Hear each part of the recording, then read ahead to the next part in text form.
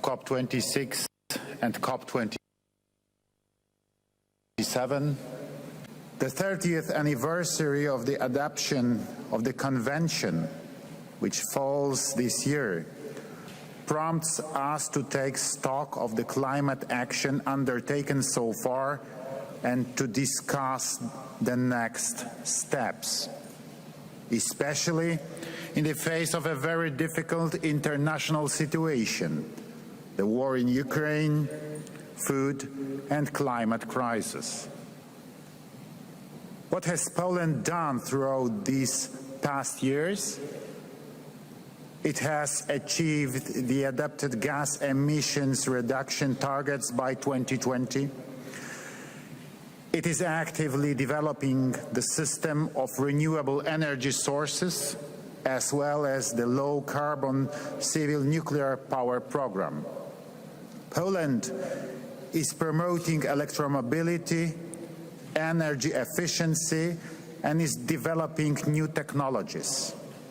Our country is actively engaged in order to meet the goals set for us all.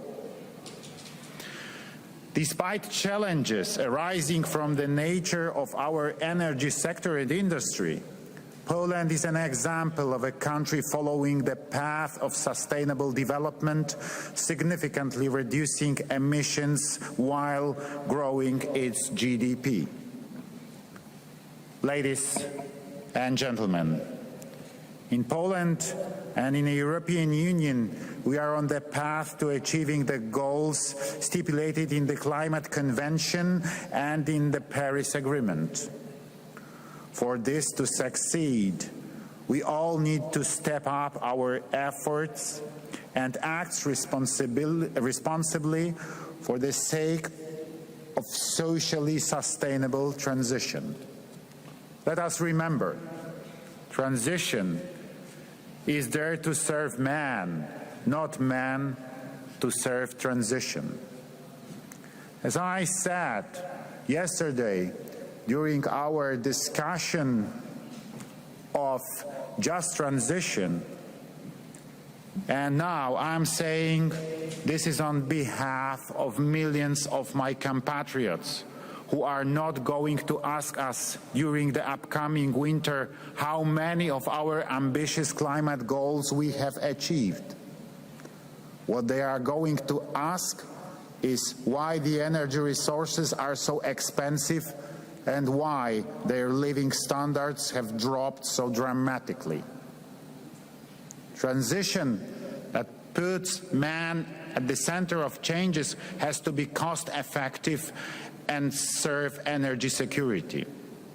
By adopting the Katowice rulebook, as well as the Solidarity and Just Transition Declaration at COP24 in Poland, we have defined a framework for these actions. Today we must implement it in a consistent manner. While doing so, let us not be climate hypocrites, since it's easy for the leaders of the rich North to boast with their achievements.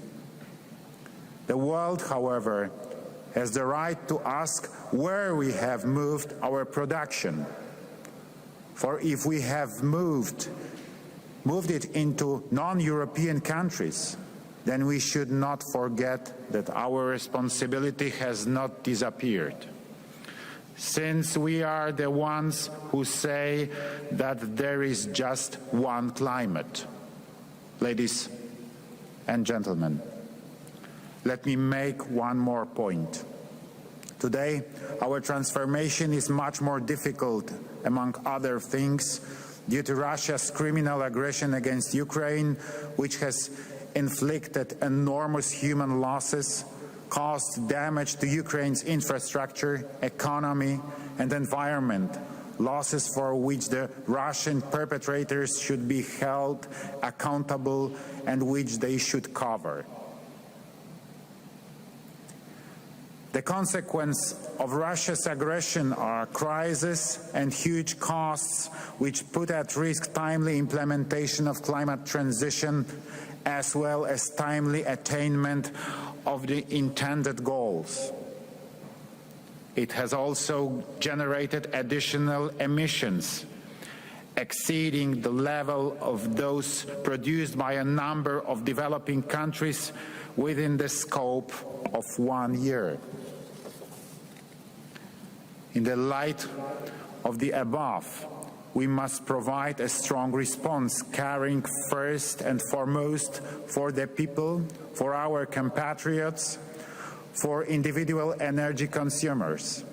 Moreover, we must strive to ensure that the Russian aggression is promptly and permanently repealed by increasing support for Ukraine, enhancing pressure on Russia, and stepping up our efforts to become independent of Russian fossil fuels.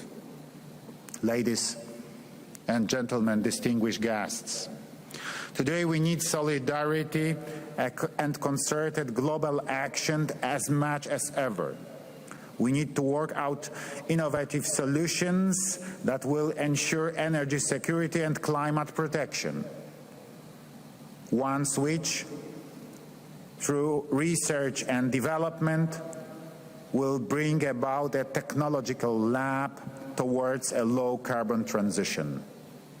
Thank you for your attention.